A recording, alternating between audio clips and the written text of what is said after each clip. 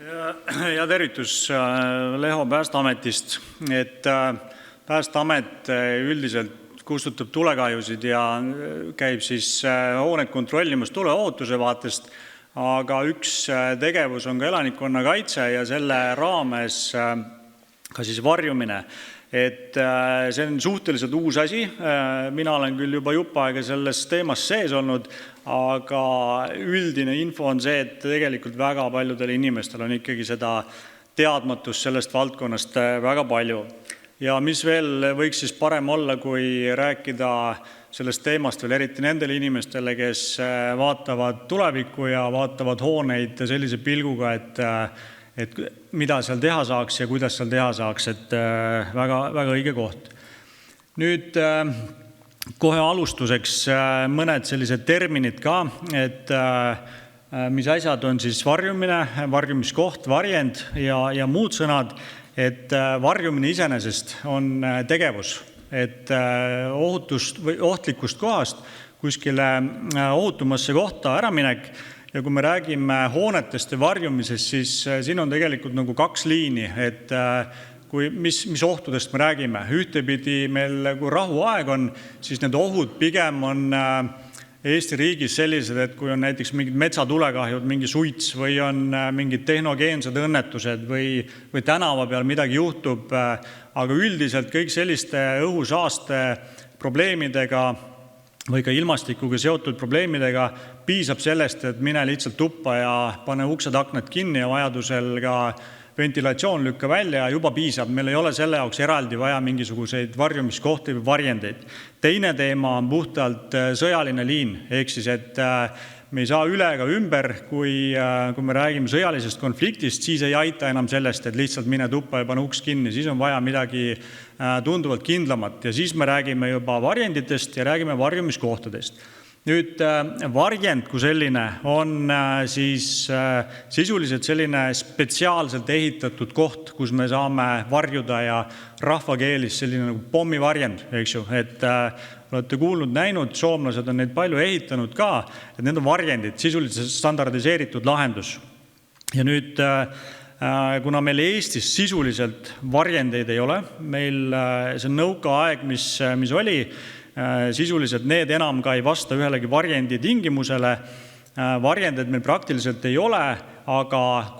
see, et me varjuda saaksime, siis me saame ka kindlamatesse ruumidesse varjuda, aga kuna ta ei vasta sellele varjendi nõuetele, siis me nimetame seda varjumiskohaks, ehk siis selline lihtsam natuke lahendus, väiksema küll sellise kaitsetasemega, aga ütleme, väga hea koht ja vajalik koht, et see on varjumiskoht. Ja igasugused muid sõnu, mis sellega on sarnane, et ärme pigem võib-olla kasuta kõik need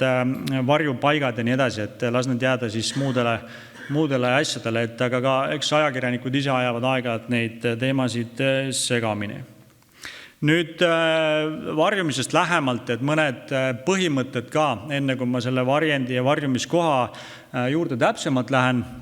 et miks me üldse räägime sellest. Et 30 aastat on suhteliselt vaikus olnud siin ja nüüd justkui viimastel aastatel on see teema üleval, on küll teema üleval ja maailma olukord on ka muutunud, aga olenemata nüüd sellest, mis seal Ukrainas saab või ei saa, et isegi kui seal lähiajal mingisugune selline kokkulepe tehakse, et on vaherahu või on üleüldse rahu, siis kui me vaatame meie idanaabri viimase 150 aasta sellist ajalugu, siis tegelikult ei leia sealt üle sellist paarikümne aastast perioodi, kus ta ei oleks olnud oma naabritega mingisuguses sõjalises konfliktis. Ehk siis see tegelikult näitab seda, et ajaloost ka ütleme tulenevalt siis see oht on väiksele Eesti riigile püsiv, see on jääv ja isegi kui lähiajal peaks midagi rahulikumaks minema, siis ka tulevikupõlvede jaoks kõik need ärevad ajad tulevad uuesti tagasi, et seal ei ole nagu varianti, sest lihtsalt see imperialistlik vaade on nagu väga paljude nende inimeste geenides sees, et me lihtsalt vaatame ka territooriumite suurusi, inimeste suurusi, sõjavägede suurusi, nii edasi, siis kahjuks me ei saa oma naabreid valida ja me peame lihtsalt sellega arvestama. Nüüd varjumine on iga inimese õiguskohustus, ehk siis, et seda lootust ei tasu kellelgi endal seada, et tuleb keegi kuskil ja siis ohu korral võtab käest kinni ja ütleb, et mida teha või kuhu minna. Et inimesed ise peavad sellega tegelema, selleks valmis olema ja läbi mõtlema oma tegevuskava ja siis, kui oht on, siis kiiresti tegutsema. Ja see, et kui me räägime sõjalisest ohust, vaatame siis naabrite sellist sõjalist arsenali ka, siis tänapäeva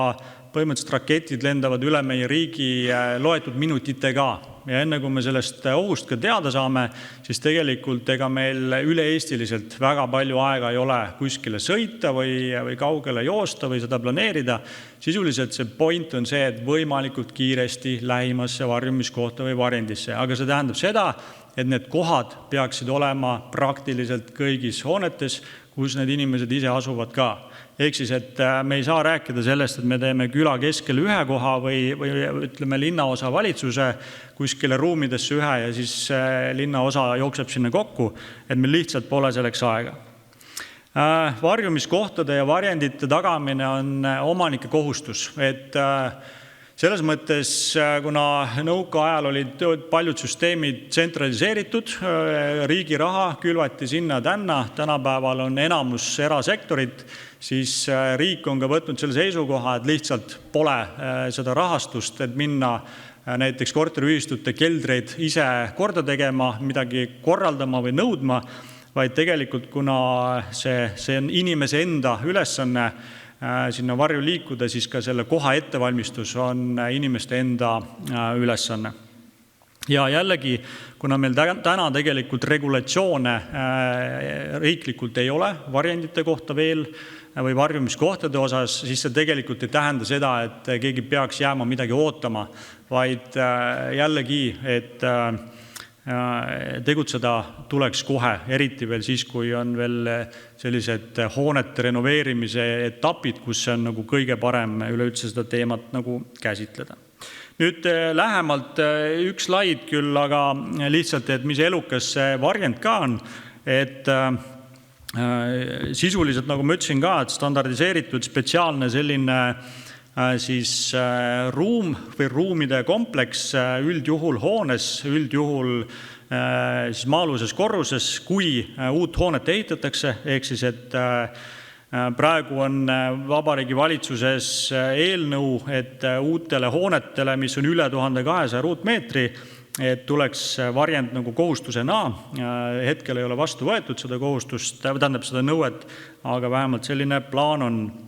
Ja need ruumid, mis siis ette valmistatakse, eelkõige on selle hoone enda kasutajatele. Ja hooned, mis on siis üle 10 000 ruutmeetri suured, siis seal on nõue, et need varjumiskohad oleksid ka avalikud, ehk siis, et mõeldud ka nendele, kes siis selle hoone ümber avalikus ruumis viibivad, et siis saavad samasse kohta tulla. Nüüd nii varjumiskohtade kui varjendite osas kõik ruumid ongi mõeldud selleks, et need on igapäevaselt tegelikult ristkasutatavad. Me ei taha näha tegelikult selliseid asju, et ehitatakse spetsiaalsed tühjad ruumid ootama kedagi varjuma, et tegelikult need on alaliselt mingisugused hoiuruumid, koosolekuruumid, lauruumid, mis iganes, aga lihtsalt selle 72 tunniga, kui see hoiatus tuleb, siis tuleb see niinimetatud kolaselt välja viia ja inimestele tühjaks teha ja need ruumid ongi varjumise jaoks. Et ja jällegi hinnad ka uute varjendite puhul täna on need küll arvestuslikud, aga sisuliselt olenevalt siis hoone suurusest, ütleme 1–5% on sellest ehitushinnast. Jah, see on summa, see on raha, aga teistpidi see on ka turvalisus. Ja jällegi, et eks siis elu näis, et kas ja millal see nõue siis vastu võetakse. Nüüd varjumiskohad, ehk siis, et need, mis ei ole varjendid ja varjumiskohad on sisuliselt olemasolevate hoonete, olemasolevate ruumide kohandamine. Ehk siis, et me ei räägi mingitest uutest asjadest, mida peab ehitama, vaid me räägime olemasolevatest ruumidest. Ja sisuliselt neid soovitusi või neid tingimusi, mis seal olema peaks, neid on nagu üksjagu, aga tegelikult kui me räägime seda, et meil on kõige primaarsem see osa, et inimene ellu jääks, et me ei lähe üldse ka isegi mingit mugavust taga ajama, aga et inimene ellu jääks, siis tegelikult ei ole väga palju vaja. Ja me nimetame neid kõige elementaarsemaid, lihtsamaid tingimusi baastingimusteks, mis seal olla võib. Et kas või siin slaidi ülemisel pildil on ütleme Ukraina sellised näited ka, et jah, te saate seal tõenäoliselt siukse kõigi ebamugavustega ruumi, aga vähemalt te jääte ellu. Aga nende tingimuste tagamist, ma kohe räägin ka nendest tingimustest, tegelikult need ei eelda väga palju ei rahalist kulu ega ka tegevusi. Ja jällegi, aga teistpidi, et kui sellise sõjalise situatsiooni korral sinna varjumiskohta minna, ilmselgelt stress on suur ja tahakski nagu natukene inimlikumalt tunda, siis tegelikult võiks teha natukene rohkem kui need baastingimused ja sinna ka kohe jõuan. Varjumiskoha baastingimused siis sisuliselt 5 punkti, 4 on sellised ehituslikud, 1 on selline korralduslik tugevad piirdekonstruktsioonid, ehk siis, et me räägime sellistest, kui me kortermajadest räägime, siis üldjuhul need tugevad seinad on seal juba olemas, see on hoone kõige alumine osa, peavad selle hoone enda koormusele vastu pidama, tugevad seinad, laed on olemas ja see, kui kelder on üleüldse olemas või -1 korrus hoonel, siis see tegelikult juba on pool võitu. Et me oleme ka detailsemalt lahti kirjutanud, et kui paksud või millise materjali ekvivalent see seina tugevus või lae tugevus peaks olema, et hetkel küll ei lasku sinna, aga sisuliselt tugevad seinad, laed. Teine kindlasti selline hästi oluline komponent on see, et värske õhk. Kui väga palju inimesi panna väiksesse ruumi, siis suhteliselt kiiresti saab õhk otsa, kui see õhk ei liigu seal. Aga õhk peab liikuma, ehk siis, et kui see õhk ei liigu, siis te teistpidi toote inimesi nagu teise või järgmisse ohtu. 2 väljapääsu, kui ühega peaks midagi juhtuma, kuskilt katuse või seina konstruktsioonilt mingisugune tükk ukse ette kukub, siis lihtsalt inimesed jäävad lõksu, kui mitu väljapääsu, siis see probleem on lahendatud. Ja see põhiasi, ehk siis, et kuivad puhtad ruumid inimestele ja kui me räägimegi seda, et tänased keldrid väga paljuski tegelikult juba vastavad nendele baasnõuetele, aga võib-olla kõige suurem probleem ongi, et see on lihtsalt kola täis, et see mittevajalik asi tuleks puhtaks teha ja suure tõenäosusega on sellised baastingimused võib-olla keldrites juba tagatud. Ja me ei taha luua ka selliseid anonüümseid kohti või ruume, et keegi vist teadis, et vist kuskil mingi ruum on varjumiseks, aga siis, kui asjaks läheb, siis ei tea, kus on võtmed ja siis on liivakottidel on hiired augud sisse närinud, keegi ei hoolda seda ja nii edasi. Ehk siis, et tegelikult ka nendel kohtadel peaks olema sellised vastutavad isikud, kas nad on kuidagi personaalselt määratud, rollipõhiselt määratud, et eks see jääb iga hooneomaniku enda vastutada, aga vähemalt, et siis on teada, et on asjad korras. Ja jällegi veel kord, et tegelikult kui need ruumid oma nõuete osas, näiteks kelder on olemas, siis see on tõesti juba selline asi, et see ei eelda väga suurt rahalist panust sinna, et need asjad on olemas. Nüüd, kui me tahame selliseid inimlikumaid tingimusi saada, siis on terve rida selliseid soovitusi, mis ta selliseks inimlikumaks teeb, et kas või alustame käimlatest, et kui ikkagi mitmeid tunde seal keldris viibida, siis seal on väiksed lapsed, täiskasvanud, vanurid, igasugused tegelasi, et kas või käimlakohad, eks ju, aga jällegi, et need ei pea olema mingid WC-d, võivad väga vabalt olla ka kõige lihtsamad ämber, prill-laud, pannakse sinna kilekott sisse ja saab asja ära ajada, et tegelikult on hästi sellised lihtsad lahendused, et samamoodi elekter, et kui meil täna on justkui elekter selline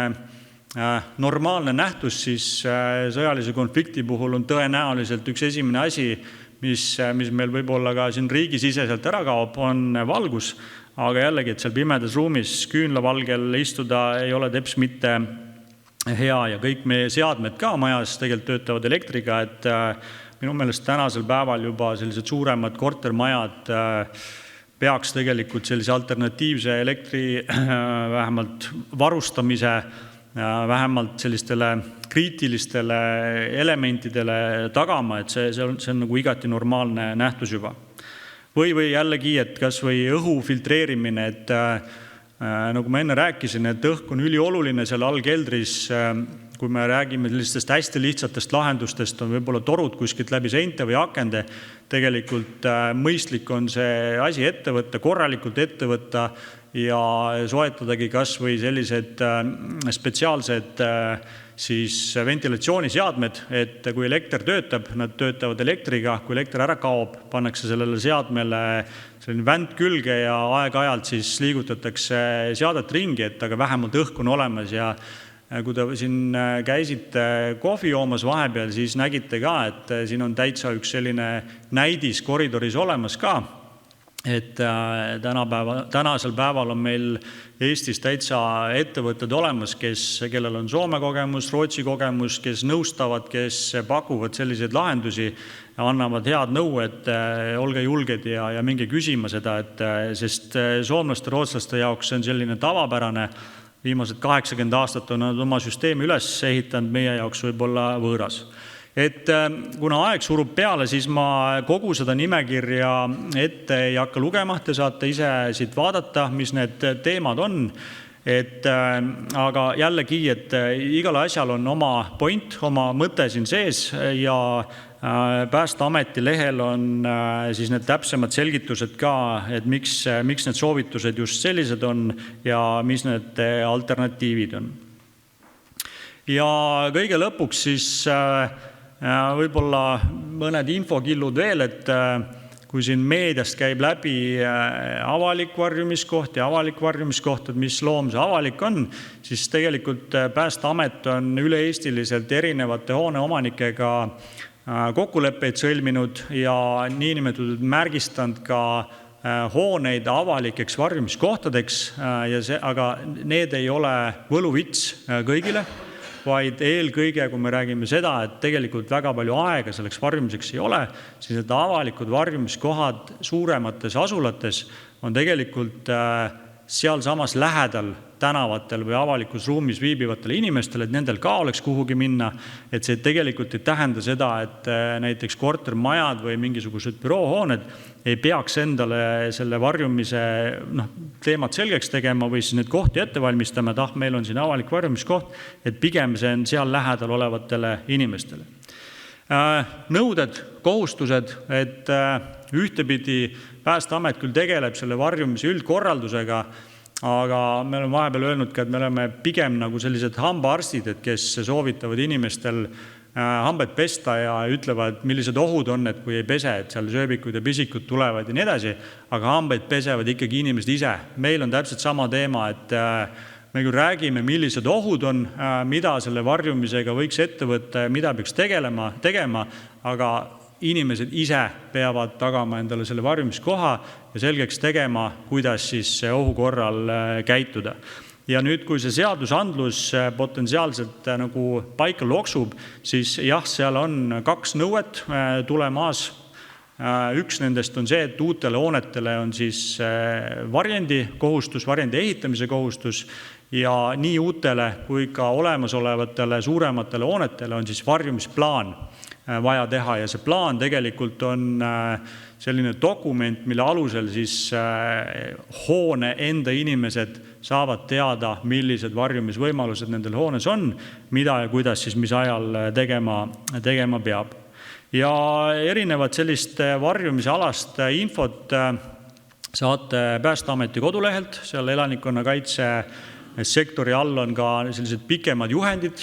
otsige välja ja saate täpsemalt teada. Olevalmis.ee lehelt samamoodi infot ja kindlasti ka siis juba eraettevõtted, et internetist otsige välja, mis ettevõtted nendega tegelevad, võtke ühendust ja nad on väga meeleldi abiks teile siis konsultatsioonides või siis muul moel abiks olema. Nii.